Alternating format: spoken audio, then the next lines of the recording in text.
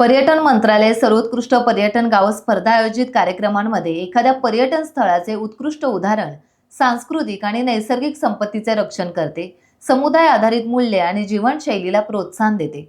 आर्थिक, सामाजिक आणि सर्व पैलूंमध्ये शाश्वतेसाठी स्पष्ट वचनबद्ध पर्यावरणीय असते. यातून 2024च्या सर्वोत्कृष्ट पर्यटन गाव स्पर्धेच्या आवृत्तीमध्ये तालुक्यातील कर्दे गावाची कृषी पर्यटन श्रेणीतील सर्वोत्तम पर्यटन गावांपैकी एक गाव म्हणून निवड करण्यात आली आहे. जागतिक पर्यटन दिनी नवी दिल्ली येथे आयोजित कार्यक्रमात त्याला गौरवण्यात आले.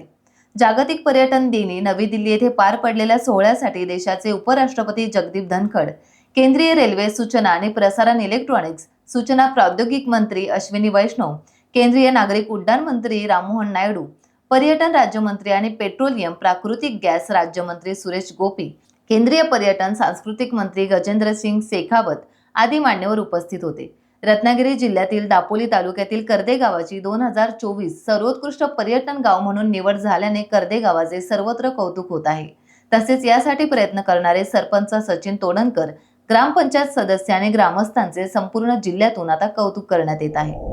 रत्नागिरी जिल्ह्यातील कर्दे गावात कृषी पर्यटन श्रेणीत सर्वोत्कृष्ट पर्यटन गाव पुरस्कार 2024 प्रदान करण्यात आला. भारत सरकारच्या पर्यटन मंत्रालयाने जागतिक पर्यटन दिनानिमित्त या प्रतिष्ठित पुरस्काराची घोषणा केली. या स्पर्धेत सहभागी झाले 30 राज्य आणि केंद्रशासित प्रदेशातील 991 गावांपैकी 8 वेगवेगळ्या श्रेणीमध्ये 36 गावांची विजेते म्हणून निवड करण्यात आली. स्थानिक अर्थव्यवस्थेला महत्त्वपूर्ण योगदान देण्याच्या कृषी पर्यटनाला चालना देण्याच्या प्रयत्नासाठी कर्दे गावाला मान्यता मिळाली. टाइम्स डिजिटलला लाईक करा, सबस्क्राईब करा, शेअर करा आणि बेल आयकॉन दाबायला विसरू नका. पाहत रहा टाइम्स डिजिटल.